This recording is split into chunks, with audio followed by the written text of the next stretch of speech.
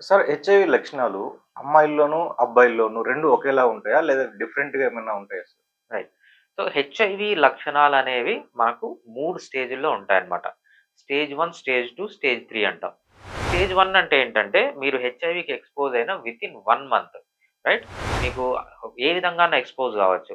ఒక బ్లేడ్ వల్ల గావచ్చు, లేకపోతే బ్లడ్ ట్రాన్స్‌ఫ్యూజన్ వల్ల గావచ్చు, అన్‌ప్రొటెక్టెడ్ సెక్స్ వల్ల గావచ్చు. ఫస్ట్ 1 మంత్ ఏంటంటే సింపుల్ ఉంటాయి. ఏమేముంటాయి? కొంచెం దగ్గు రావడము, కొంచెం ఫీవర్ రావడము, కొంచెం బాడీ పెయిన్స్ ఉండడము, కొంచెము కోల్డ్ లాగా రావడము, కొంచెం వీక్‌నెస్ ఉండడము, బాడీ పెయిన్స్ ఉండడం. ఇవన్నీ ఫస్ట్ 1 మంత్ ఉంటాయన్నమాట. ఈ సింప్టమ్స్ ఆడవాళ్ళకి, మగవాళ్ళకి ఒకటేలాగుంటాయి. ఏం డిఫరెన్స్ ఉండదు.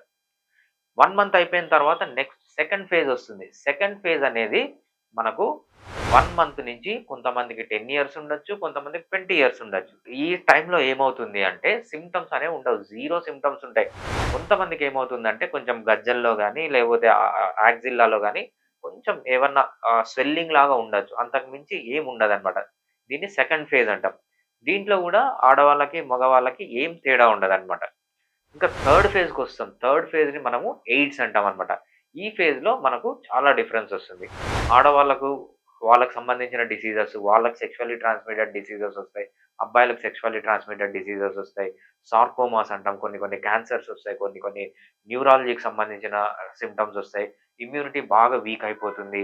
వీళ్ళు బయటికి కొంచెం తిరిగినా గూడా వీళ్ళకి లూజ్ మోషన్స్, ఫీవర్సు, వీక్‌నెస్సు ఇలా వచ్చి చనిపోతారనమాట. దీంట్లో ఆడవాళ్ళకి, మగవాళ్ళకి కొంచెం డిఫరెన్స్ ఉంటుంది తప్పితే ఫస్ట్ 2 స్టేజెస్‌లో ఎటువంటి డిఫరెన్స్ అనేది ఉండదు.